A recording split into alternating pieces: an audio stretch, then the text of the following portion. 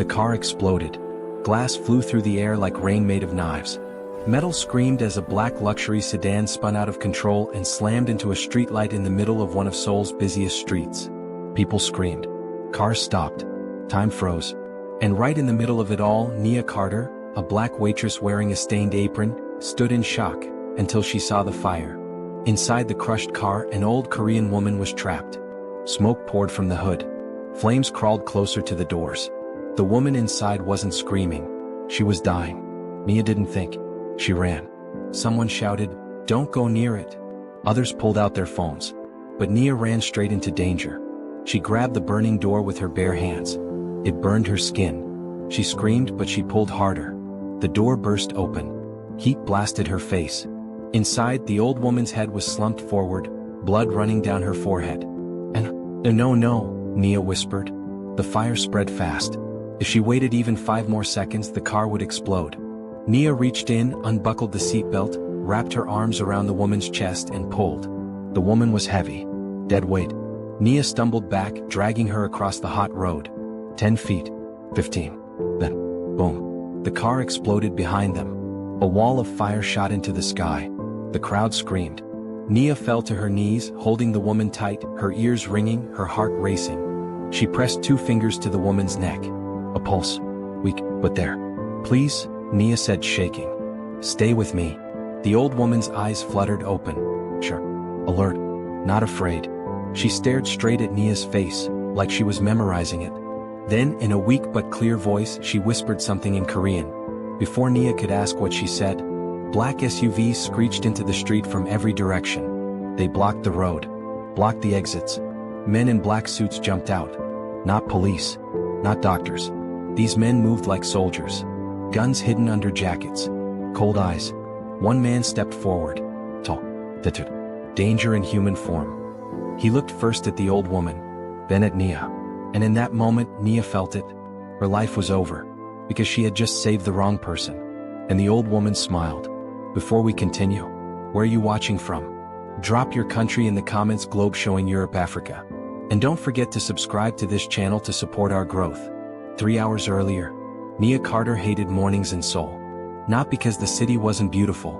It was tall buildings, bright signs, busy streets full of life.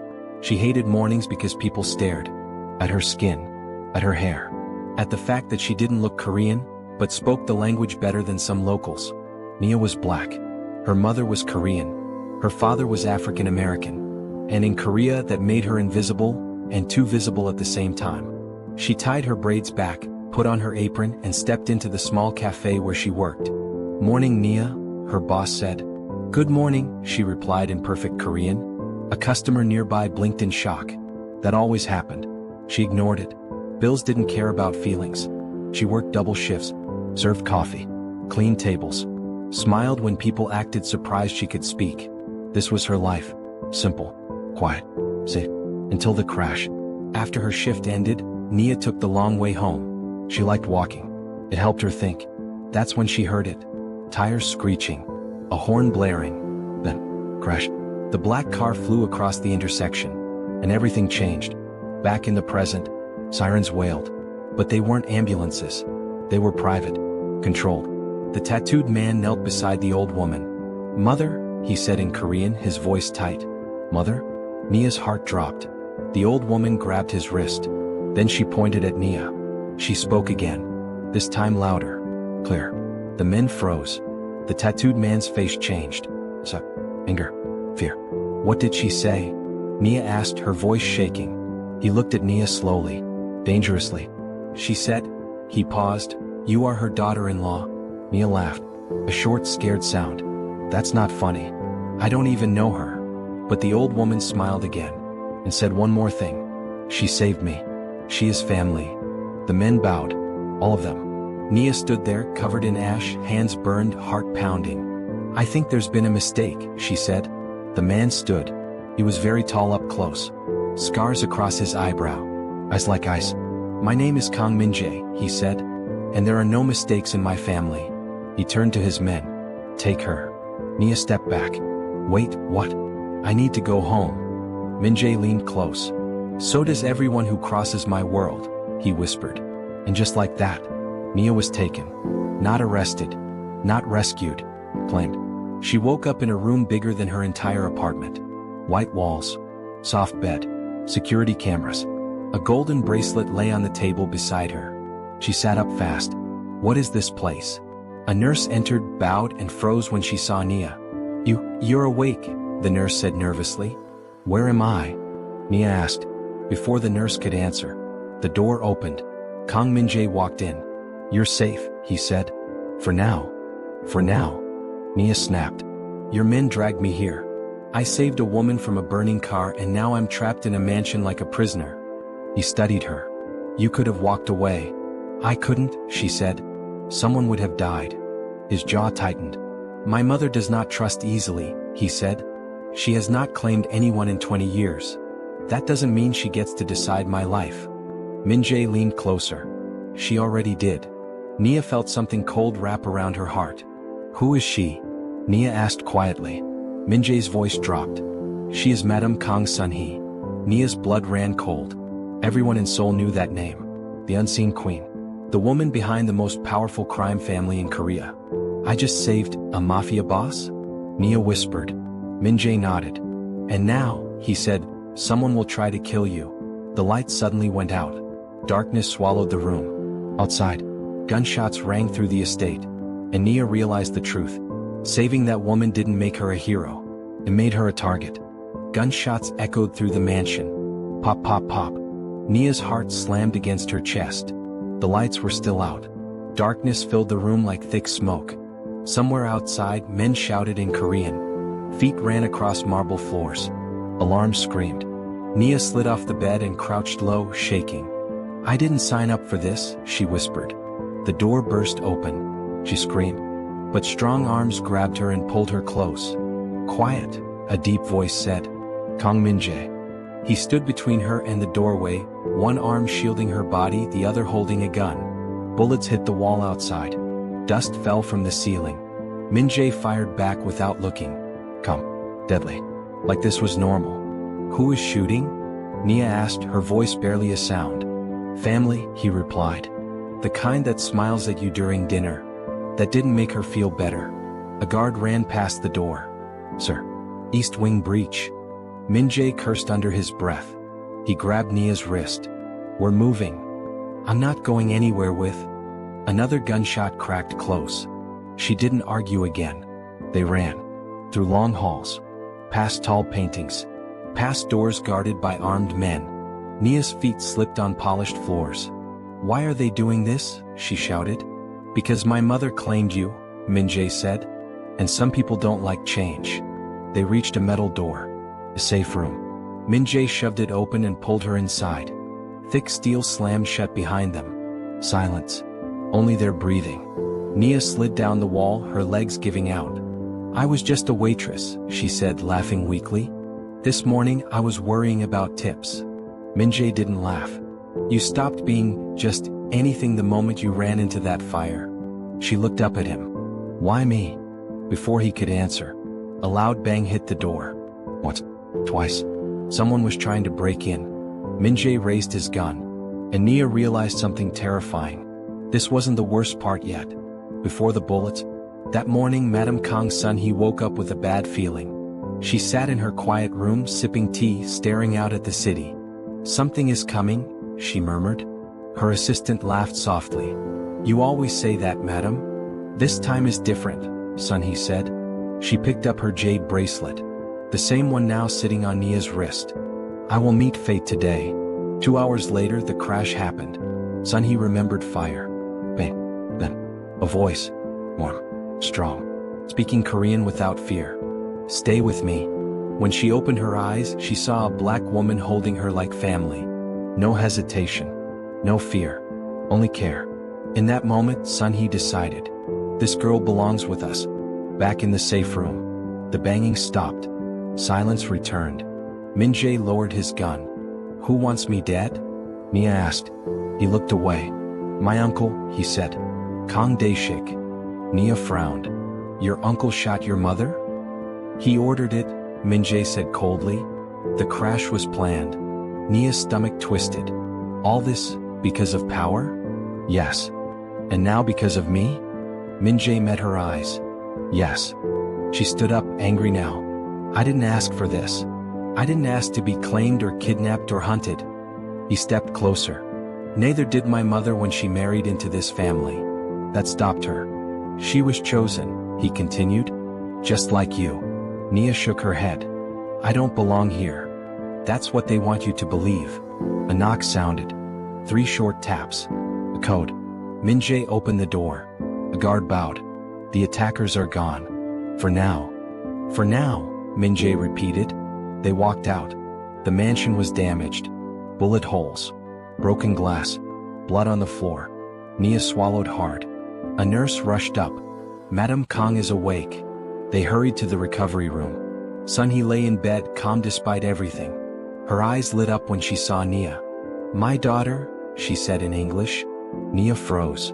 Ma'am, I. Sun-hee held up a hand. You saved my life, she said. In my world, that is blood. Min-jae stiffened. Mother, this puts her in danger. Sun-hee smiled. She was already in danger the moment she chose kindness. Nia felt tears burn her eyes. I just did what was right. That, Sun-hee said, is why they fear you. She turned to Min-jae. Protect her. He nodded. With my life. Sun-hee squeezed Nia's hand. You will stay, she said gently. You will learn. And you will survive. Nia whispered, and if I don't want this life? Sun-hee's eyes softened. Then we will teach you how to walk away alive. Before Nia could respond, a guard rushed in pale. Sir, we found something. Min-jae turned.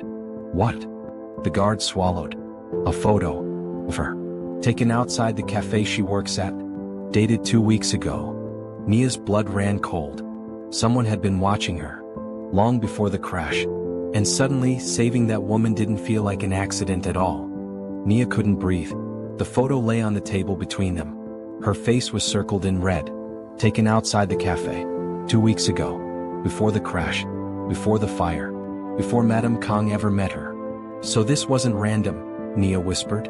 Min-jae's jaw tightened. No. She backed away slowly. Someone was watching me. Studying me. Yes, he said. And that means they chose you. I'm not important, she snapped. I don't have money, power, connections. I serve coffee. Madame Kang's weak but steady voice cut in.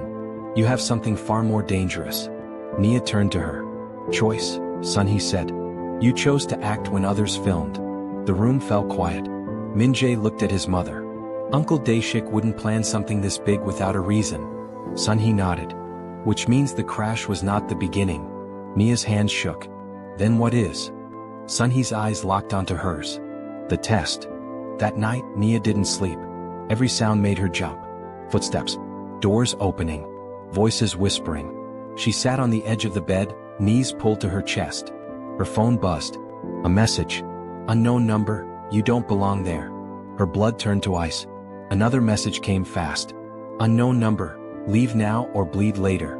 She dropped the phone. The door opened softly. Min-jae stepped in. He took one look at her face and knew. They contacted you, he said. Nia nodded. He cursed quietly in Korean. I want to go home, she said. Please. He didn't answer right away.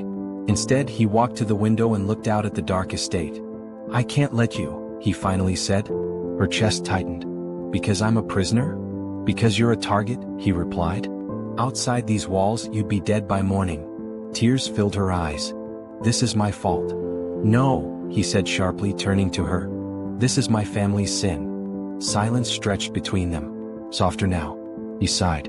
If you're going to survive here, you need to understand our world. I don't want to, she whispered. I know, he said quietly. But they won't give you a choice. The next morning, Nia was summoned. Not by Min-jae. By the elders.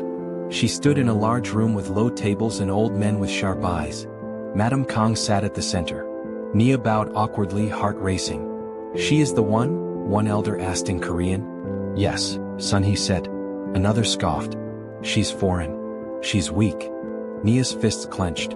She ran into fire, Sun-hee replied. What have you done lately? Murmurs filled the room. One elder leaned forward.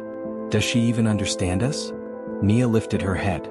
Yes, she said clearly in Korean. I do. Shock rippled through the room. I understand when I'm not wanted, Nia continued, voice steady. I understand when people look at me and see a problem. And I understand that someone here wants me dead. Silence. Son, he smiled. She speaks truth. An elder narrowed his eyes. Then let us test her. Nia's heart dropped. Test. Before anyone could explain, a guard rushed in. Sir, we've lost the perimeter camera feed. Min-jae stormed into the room. What? The guard swallowed. Someone cut the power from the outside. Son, he stood slowly. It's begun. Nia felt it deep in her bones. Something bad was about to happen. A scream echoed through the halls. Then another. Min-jae grabbed Nia's arm. Stay behind me. Gunfire erupted. The elders shouted. Chaos exploded through the estate. Smoke filled the air. Nia tripped as they ran. Hands grabbed her from behind. She screamed. Min-jae turned. Too late. A masked man dragged her into the darkness. She kicked, bit, fought.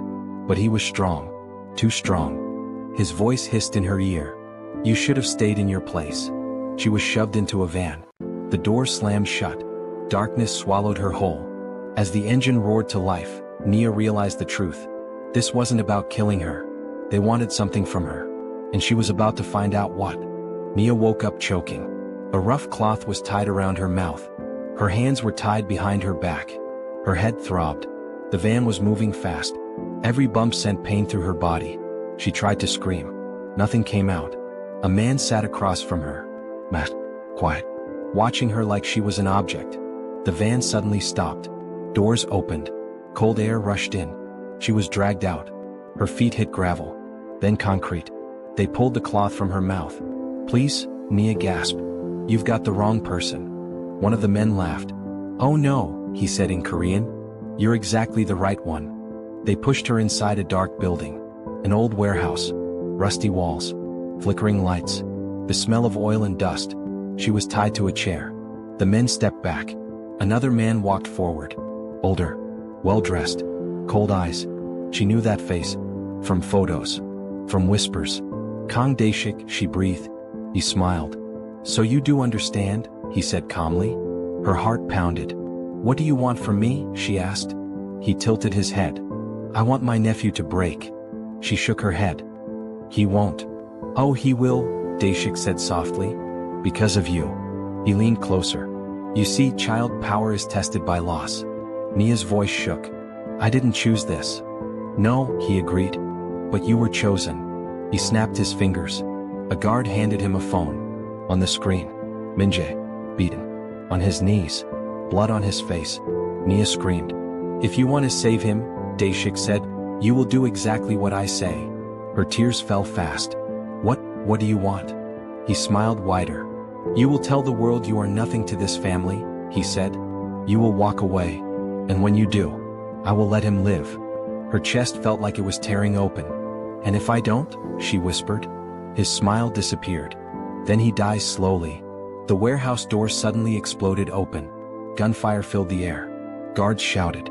Dae-shik turned shocked. Impossible. Smoke. Chaos. Someone cut Nia's ropes. A familiar voice shouted her name. Nia. Min-jae. Alive. Angry. Unstoppable. He pulled her into his arms. She was shaking. Dae-shik escaped into the smoke. Sirens wailed. The danger wasn't over. As they ran, Nia realized something. This wasn't just about survival anymore. It was about choosing who she was willing to become. And someone was going to pay for making her choose. The rain fell hard that night. It washed the streets. It washed the blood from the pavement. But it could not wash away what was coming. Nia sat in a quiet room inside the estate, wrapped in a blanket. Her hands still shook. Every time she closed her eyes, she saw the warehouse. The chair. The ropes. The smile on Kang Dae-shik's face.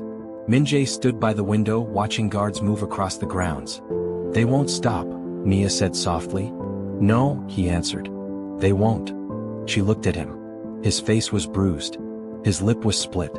But his eyes were clear. This is my fault, she said. He turned to her. No. This is my family's war. You just showed them where it hurts. A knock came at the door. Madame Kang Sun-hee entered, walking slowly but standing tall. The room felt smaller when she came in.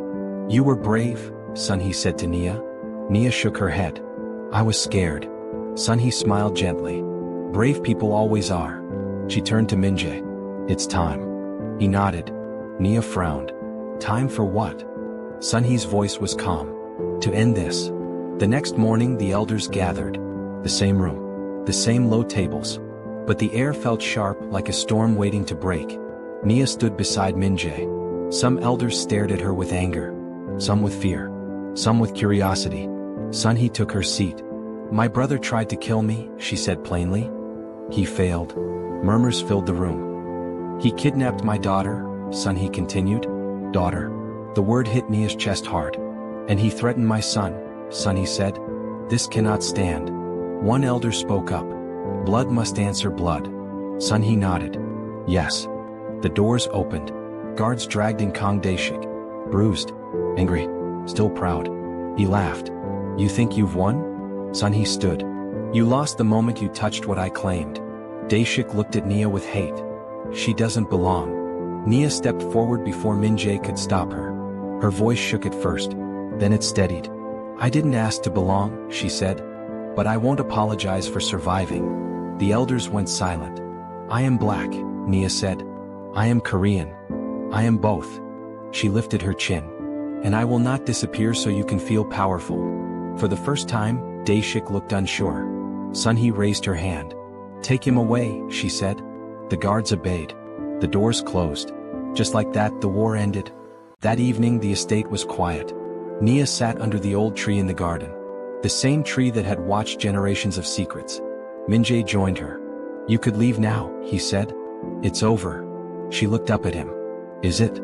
He didn't answer. She took a deep breath. I spent my whole life trying to fit somewhere. Changing myself. Shrinking. She met his eyes. I'm done doing that. He reached for her hand. Then stay. Not because of my mother. Not because of fear. Because I choose, she finished. He nodded. Because you choose. Footsteps approached. Sunhee came with a small wooden box. She opened it.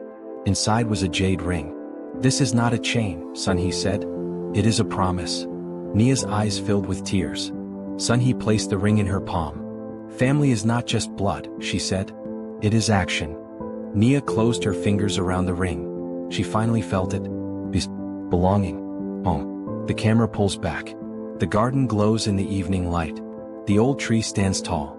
And Nia stands beneath it, whole, unafraid, and chosen. If this story moved you, subscribe to this channel to support our growth, Red Heart. Tell me in the comments, would you have stayed, or would you have run?